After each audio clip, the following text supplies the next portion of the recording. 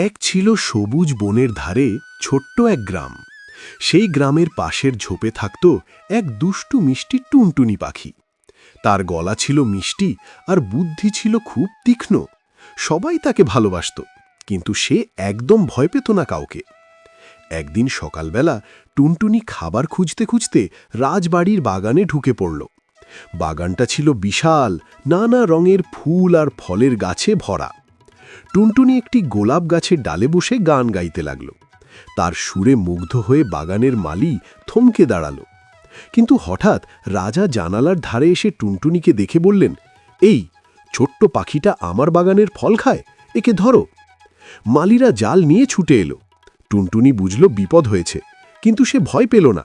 চট করে উড়ে গিয়ে রাজার মুকুটের উপর বসে কিচিরমিচির করে বলল, রাজামশাই, আমি তো আপনার বাগানের পাহারাদার, পোকামাকড় খেয়ে গাছ বাঁচাই।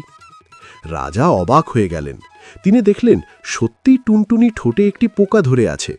রাজা হেসে বললেন, তুমি তো খুব উপকারী পাখি। সেদিন থেকে টুনটুনি রাজার বাগানে নিশ্চিন্তে থাকতে লাগল।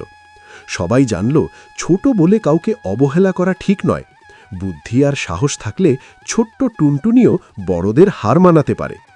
এইভাবেই টুনটুনি তার বুদ্ধি আর সাহস দিয়ে সবাইকে শেখালো, আকারে ছোট হলেও মনে বড় হওয়াই আসল শক্তি।